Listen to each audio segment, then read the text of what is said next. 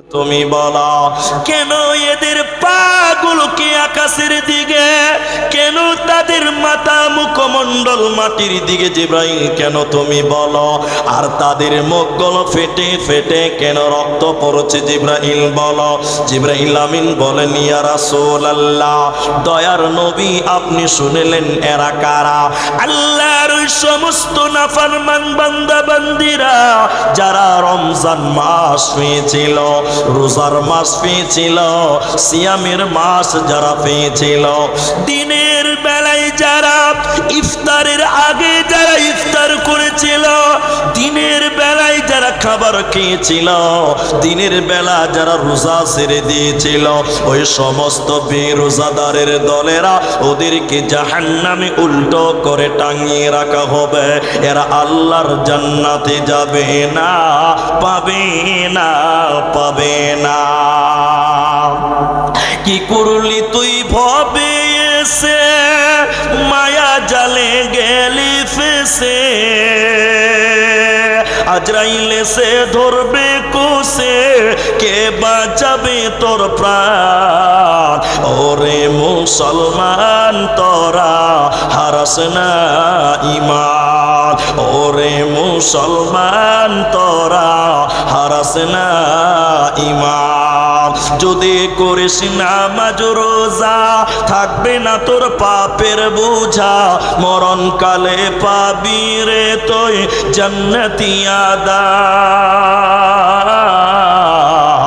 ওরে মুসলমান তোরা হারাস না ঈমান, ওরে মুসলমান তোরা হারাস না ঈমান। অতএব যারা রোজা রাখে না, রমজানের রোজা যারা রাখবে না, জাহান্নামে উল্টো করে রেখে দেওয়া হবে, ওদের মুখগুলো ফেটে ফেটে রক্ত পড়বে। এরা আল্লাহর জান্নাতে যাবে না, পাবে না, দেবে না।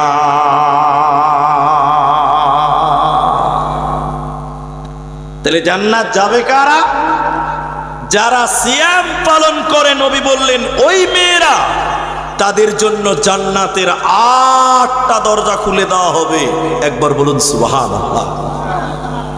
এরপর নবী বললেন যারা ওই রোজা রাখে না, রমজান মাসে রোজা রাখে না, ওদেরকে জাহান্নামে উল্টো করে পা থাকবে আকাশের দিকে, মাথা থাকবে মাটির দিকে, উল্টো করে যাদেরকে জাহান্নামে শাস্তি দেওয়া হবে, ওদের মুখগুলো ফেটে ফেটে রক্ত পড়বে, ওরা আল্লাহর জান্নাত যেতে পারবে না। এখন আপনারা বলেন, অনেক মুসলমান এই ধুলিয়ান অন্তর্দীপা চাঁদপুরে অনেকে আছে মুসলমানের বাচ্চা, কিন্তু রমজানের রোজা রাখে না। কি বলছেন নাই? আমরা দিকে নাই? হাট্টা কাট্টা চেহারা, একদম দামড়া চেহারা, রমজান মাসে রোজা রাখে না। তো মুলি সাহেব ওকে বলছে রোজা কেন রাখিস নি রে? বলছে মুলি সাহেব পেটে খুব গ্যাস। এই রুগী নাই এলাকাতে? এরা বলে না নাই? যখন রমজান মাস শুরু হবে দেখবেন নতুন নতুন রোগীর দেখতে পাওয়া যায়, ঠিক না নাই? হ্যাঁ বলে। এরা আল্লাহকে ধোঁকা দেয়, কিন্তু আপনারা বলুন আল্লাহকে ধোঁকা দিয়ে কেউ বাঁচতে পারবে না। অনেক মুসলমানের বাচ্চা রমজান মাসে চা দোকানে বসে বসে বিড়ি টান, এরকম মালো এলাকাতে আছে। কি বলছেন নাই?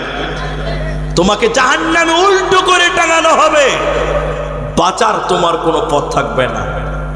এখন রোজা রাখবেন কেন? ফজিলতের কথা আবার নবী বললেন, খুব ভালো করে শুনবেন, কি লাভ আছে। আল্লাহ রাসূল বলেছেন মান সামা, কেউ যদি সিয়াম পালন করে, ঈমান, এক নাম্বার শর্ত ঈমান, ওয়া ইহতিসাবা বামানা ইখলাস, কেউ যদি সিয়াম পালন করে ঈমানের সঙ্গে, কেউ যদি রোজা রাখে ঈমানের সঙ্গে, ওয়া ইহতিসাবা ইখলাসের সঙ্গে, গফিরা লাহু মা তাকাদ্দামা মিন জামবি, আল্লাহ তার অতীতের সমস্ত গুনাহ আল্লাহ মাফ করবে। বলুন সুবহানাল্লাহ। কিন্তু দুটি শর্ত আছে, এ থেকে গন্ডগোল আছে। একটা হলো ঈমান। ঈমান কি? ঈমান কি? আল্লাহ ক্ষমা করনে ওয়ালা, আমি রোজা রেখেছি আল্লাহ ক্ষমা করবেই, এই বিশ্বাস থাকতে হবে। অনেক মুসলমানের বিশ্বাস থাকে না, আছে না? না, অন্তর্দীপের কথা বলি। গরিব মানুষ রোজা রেখেছে, সারাদিন ধানের জমিতে কাজ করেছে, রোজার মাস, কঠিন রোদ, গরিব মানুষ সারাদিন কাজ করেছে, রোজা রেখেছে, তারাবির নামাজ পড়ছে। তা মুলবিকে বলছে, এদিকে দেখে, বলি সাহেব, ও বলি সাহেব, খুব কষ্ট, খুব কষ্ট, এটা আল্লাহর কাছে দোয়া করেন, আল্লাহ যেন আমাদেরকে মাফ করে দেয়। আচ্ছা, ও যে দোয়াটা চাইছে, তাহলে ওর বিশ্বাস আছে যে আল্লাহ মাফ করবে, আছে না? নাই কথা বলেন, আছে না? নাই। এটা বুঝাবার জন্য বলছি, এতে আবার ব্যান লাগাবেন না, ফতোয়াদার করবেন না। এবার মুলবি সাহেব কি করলো, আমাদেরকে দেখেন নামাজের পর দোয়া করছে, রব্বানা যালামনা আনফুসানা, দোয়া করছে আল্লাহ, কঠিন রাত্রিবেলা রোজা রেখে ধানের জমিতে কাজ করেছি, রব্বুল আলামিন রোজা ছাড়ে নাই, আল্লাহ তুমি আমাদের সবাইকে মাফ করে দাও। গরিব গেলা কাঁদছে, বলছে আমিন আমিন।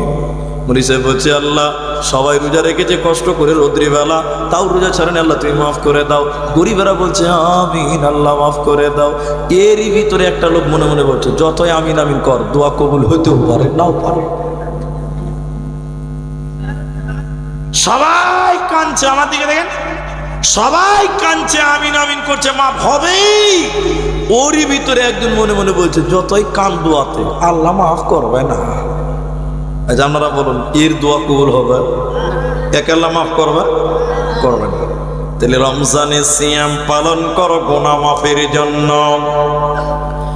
এরপরে আল্লাহ আয়াতে ফরজ করলেন, দেখেন, ইয়া আইয়ুহাল্লাযীনা আমানু কুতিবা আলাইকুমুস সিয়ামু কামা কুতিবা আলাল্লাযীনা মিন ক্বাবলিকুম লাআল্লাকুম তাত্তাকুন, তোমরা রোজা রাখো যেমন পূর্ববর্তীদের উপরে ফরজ করেছিলাম, তোমাদের উপরে আমি ফরজ করলাম। কেন কেন কেন? লাআল্লাকুম তাত্তাকুন, যাতে করে তোমরা পরহেজগার হতে পারো, মুত্তাকি হতে পারো। এদিকে দেখেন, এদিকে ইনার মতন একটা মুলবি এতটি মাটি নিয়েছে ডালাতে, ডালা বুঝেন আপনারা? বুঝেন না? ডালাতে মাটি নিয়ে মাথায় নিয়েছে, আর অন্তর্দীপা, ইসলামপুর আর ভাষায় পাইকর মাথায় মাটি নিয়ে বলছে, মাটি লিবে যে মাটি। গায়ের লোক বলছে, মুলবিটার জ্ঞান ট্যান নাই নাকি, মাটি বিক্রি করে পাইছে, খেপার মাটি কে কিনবে? আচ্ছা বলেন, এক ডালি মাটি কেউ কিনবে? জি ভাই, এরা বলে না। আপনারা কিনবেন নাকি গো? কেউ কিনবে না। এত হাসছিস কেন রে? বিহা দিয়ে দেবো, কেন্দ্রে মরে যাবো, বউ দিব তো বুঝতে পারবি জ্বালা কত আছে, হাসি বেরিয়ে যাবে। দেখেন, তাহলে মাটি কেউ কিনবে না, মাটি কেউ কিনবে, কিন্তু এই মাটিও কিনবে মানুষেরা, এই মাটিও কিনবে। আল্লাহ বলছে, এই মাটিতে তোদের ব্রেন খাটা। কি খাটাবে? জমানো মাটিতে আপনি কোদল চালান, কোদল দিয়ে মাটিকে ঝুরি ঝুরি করে, তো কোদল যেই মাটিতে মারলেন, মাটি হাও হাও করে কেঁদে বলছে, ভাই আমি কি পাপ করেছি, তো আমাকে কাটছিস কেন রে? তো মালিক বলছে, চুপ থাক, তোর দাম বাড়বে। মাটিকে কাটার পর ওই মাটিতে পানি দিয়ে লাথাইছে, আটার মতন ছানছে, মাটি আবার কাঁদছে, ভাই আমি কি অন্যায় করেছি, তুই আমাকে পানিতে দিয়ে লাথ মারছিস কেন? মালিক আবারও বলছে, ওই চুপ থাক, তোর দাম বাড়বে। এরপরে কাদা মাটিকে একটা ফার্মাতে ভরলো, পিঠ সেরকম করে থাপা মারছে, শক্ত করছে ফার্মাটা। মাটি আবার কাঁদছে, বলছে ভাই আমি কি পাপ করেছি তো আমাকে এত কষ্ট দিছিস কেন রে ভাই? মালিক বলছে এই চুপ থাক, তোর দাম বাড়বে। এরপরে ফার্মা থেকে এটা রোদে ঢাললো, মাটিটা কাঁচা মাটিটা রোদে একদম তাপে খটখটা হয়ে শুকে গেছে। মাটি কাঁদছে, ভাই আমি কি পাপ করলাম রে ভাই, এত কষ্ট আমাকে কেন দাও? মালিক বলছে চুপ থাক, তোর দাম বাড়বে। এরপরে শুকনো মাটিকে কয়লার উপরে দিয়েছে, কয়লার উপরে আগুন জ্বালিয়ে পুরে লাল করে দিয়েছে। এই কাঁচা মাটিকে পুরে লাল টকটকা ইট বানিয়েছে। আচ্ছা বলুন, এখনই এই মাটির দাম বাড়লো না বাড়েনি? এখন একটা ইটের দাম 12 টাকা। কিন্তু মুলবি যখন ওই মাটিটি বিক্রি করছিল, গায়ের লোক বলছিল খ্যাপা নাকি রে। দেখেন এই মাটিকে লাত খেতে হলো, রোদে পুড়তে হলো, কয়লাতে পুড়তে হলো, আগুনে যেতে হলো, পানিতে চুবোতে হলো। এরপরে মাটির দাম বাড়লো, কয়লাতেও পুরে দাম বাড়ে। একটা ইটের দাম 12 টাকা, 13 টাকা, 10 টাকার নিচে বর্তমান ভালো ইট পাওয়া যাবে? আল্লাহ বলছেন খেতে পাবি না। সিয়াম মানে বিরত থাকা, রোজা মানে হলো উপবাস থাকা। হিন্দু ও মুসলিমেরাও উপবাস থাকে, তাই মুসলমান রোজাদার নয়, বরং মুসলমান হলো সিয়াম পালনকারী। সিয়াম মানে হলো বিরত থাকা। তুমি না খেয়ে থাকো, শুধু এটাই নয়, যাবতীয় কাজ কর্ম থেকে বিরত থাকো। কোন কাজ থেকে?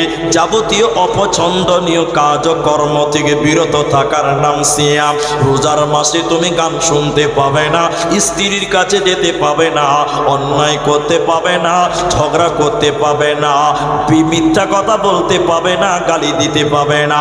এক কথাই সব রকম পাপ থেকে বেঁচে থাকার নাম হলো সিয়াম। আর সুবহ সাদেক থেকে একদম সূর্য ডুবা পর্যন্ত না খেয়ে না পানাহার করার নাম হলো সিয়াম। তো আল্লাহ বলছে তোদেরকে এমন একটা ইবাদত দিলাম রে, তোরা খেতে পাবি না। কেন কেন কেন কেন? আল্লাহ বলেন লাআল্লাকুম তাত্তাকুন। তোদেরকে আমি মুত্তাকি বানাতে চাই, তোদেরকে আমি দামি বানাতে চাই।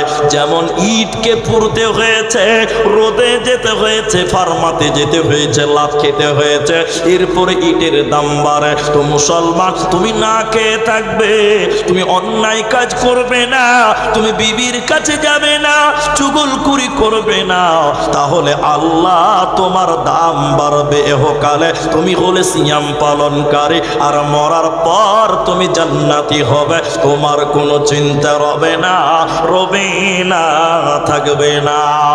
আল্লাহ তাবারাক ওয়া তাআলা জান্নাতীদের 8টা গুণ বলেছেন কোরআনের ভিতরে। ওই 8টার ভিতরে 4 নাম্বার আল্লাহ বলেন আস-সাইহুন।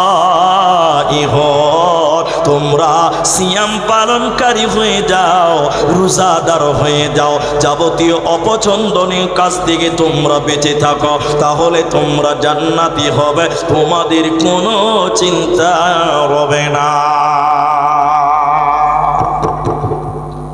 ফ্রিজের ভিতরে কোল্ড ড্রিঙ্কস লেখা আছে, একটু খাবেন, পৃথিবীর কেউ জানতে পারবে না।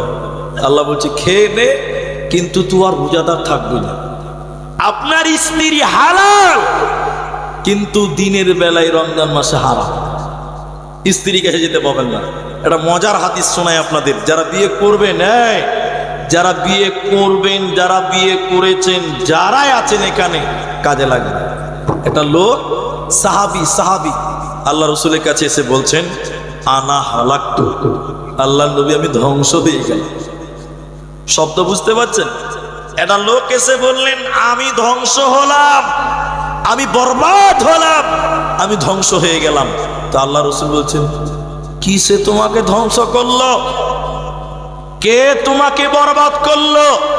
এবার দেখেন কথার মূল কথা, লোকটা বলছে হুজুর বলতেও পারি না, না বললেও চলে না। বলে হয়েছে কি বলো, কিসে তোমাকে ধ্বংস করলো? লোকটা কুচুর মুচুর করে বলছে হুজুর দিনের বেলায় থামতে পারিনি, স্ত্রীর কাছে চলে গেছিলাম। কথা বুঝতে পারছেন? বাচ্চা ছেলে আছে। আল্লাহ রসুল দিনের বেলায় থামতে পারিনি, স্ত্রীর কাছে চলে গেছিলাম, আমি ধ্বংস হয়ে গেলাম। কোন দিনে? রোজার মাসে। যারা বিয়ে করেছেন নতুন বউ, রোজার মাসে স্ত্রীকে আবার পেছন দিক দিয়ে ধরে দেন, তাহলে গোলমাল হয়ে যায়। হাদিসের ভিতরে এটা আসছে, একটা লোক নবীর কাছে এসে বললেন, আনা হালাকতু, আল্লাহর নবী আমি ধ্বংস হলাম, বরবাদ হলাম, হালাক হলাম। তো নবী বললেন, এই কিসে তোমাকে ধ্বংস করলো? তো বলছে, হুজুর থামতে পারিনি, স্ত্রী গায়ে দিনের বেলায় তাও চলে গেলাম, কি করব? তখন আল্লাহ রাসূল বলছেন, একটা গোলামকে তুমি আজাদ করে দাও। এখন তো গোলাম নাই, তাহলে এটা ব্যাপারও না, তুমি গোলাম আজাদ করে দাও। তো লোকটা বলছে, হুজুর গোলাম আজাদ করতে তো অনেক টাকা লাগবে, আমি তো গরিব মানুষ, পারবো না। আল্লাহ রাসূল বলছে, তাহলে কাজ কর, একটানা 60 দিন রোজা রাখো, 2 মাস। কদিন বলেন? লোকটা গাল চুলকাতে চুলকাতে বলছে, আল্লাহ রাসূল 30 দিনের মধ্যেই ঘাপলা হয়ে গেছে, আর একটানা 2 দিন বউ ছাড়া কতদিন থাকতে পারবো? বউ ছাড়া কতদিন থাকতে পারবো? আল্লাহ রাসূল বলছে, রে বউ পাগলা, এটাও পারবি না? বলছে না। তখন আল্লাহ রাসূল বলছেন, তাহলে এক কাজ কর, 60 জন মিসকিনকে খিলাও। কয়জন গরিবকে খিলাতে হবে? 60 জন। আচ্ছা 60 জন মানুষকে খিলাতে গেলে কতটি মাংস লাগবে? 10 কেজি মাংস লাগবে, চাউল লাগবে, আর কিছু লাগবে। লোকটা বলছে, আল্লাহ রাসূল আমি গরিব মানুষ, আমি আবার 60 জন মানুষকে কি করে খিলাবো?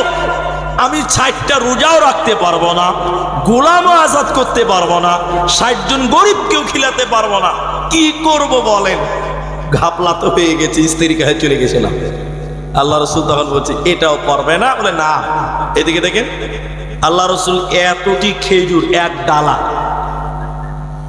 ডালা খেজুর ওই গরিবকে দিয়ে বলছে, এই তুই এখান থেকে ধুলিয়ান যা তোর বাড়ি, যেতে যেতে রাস্তাতে যত গরিব দেখবি, এই খেজুরগুলো দিতে দিতে দিতে দিতে বাড়ি চলে যাবি, আল্লাহ তোর গোনাকে মাফ করে দিবে।